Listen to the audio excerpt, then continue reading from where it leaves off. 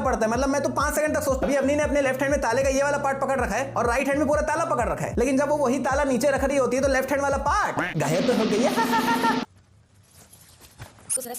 मोहनजोलिका तो बाहर निकल के महल में घूम रही होगी। तो अब ये गेट बंद। यहाँ पे जब सब लोग सीधा भाग रहे थे तो यहाँ से लेफ्ट लेने का क्या मतलब? और ये कैमरा खुला क्यों पड़ा हुआ है भाई? मतलब पूरी पिक्चर में जब भी ये कैमरा को दिखाते खुला ही रहा था। पहले तो बिना मतलब अजीब सी हरकतें कर रही है और अब बिना मतलब चिल्ला रही है, मतलब खुद ही साबित कर रही है कि ये पागल। अब आदित्य वॉशरूम ढूंढते हुए बाहर नहीं, सिद्धार्थ को बोलता है कि मेरे सभी कपड़े तो जल गए, मैं पहनूंगा क्या? तो ये बोलता है मैं तुम्हारे लिए धोती भिजवाता हूं। आदित्य दोनों टॉवेल को जस्ट नीचे रखता है और शावर से नहाना चालू कर देता है। शावर ढंग से बंद ही नहीं हुआ है, इसने अपने आप को ढंग से पोछा ही नहीं है और सीधा धोती निकाल के पहन। यहाँ पे एकदम ध्यान से देखो, आदित्य का हाथ पहले से ही गंदा है, लेकिन यहाँ ऐसा दिखा रहे कि उसने हाथ ऐसे रगड़ा और फिर उसका हाथ गंदा हो गया। यहाँ पे आदित्य और अवनी दोनों जा रहे हैं, लेकिन घुंघरू की आवाज सिर्फ आदित्य को आ रही है। ये लोग महल से मंदिर तक चल के आए हैं और आदित्य के पॉकेट में भी घुंघरू वाले पायल। अवनी तब से इससे पायल लेना चाह रही थी और अब जब फाइनली इसने पायल नीचे फेंक दिया तो अब वो उसको उठा भी नहीं रही है और अब तो बिना इससे लिए ही चले गई। अभी आदित्य ने चश्मा पहन रखा है, लेकिन वही नेक्स्ट शॉट में जब ये भाग के जा रहा होता है तो चश्मा गायब हो जाता है और फिर अगले ही पल नेक्स्ट शॉट में चश्मा वापस आ जाता है। दोनों निकले हैं एक साइकिल पे। देन कुछ समय बाद थोड़ा आगे चलते चलते इनके पास अब 2 साइकिल। बोट में बैठे हैं तो दोनों के पास से साइकिल गायब हो गई, अब एक भी साइकिल नहीं है। फिर जैसे ही ये लोग बोट से उतर के आगे बढ़े दोनों के पास वापस साइकिल आ गई। जा रहे हैं तो फिर से दोनों के पास एक ही साइकिल है। नहीं क्या चल रहा है भाई?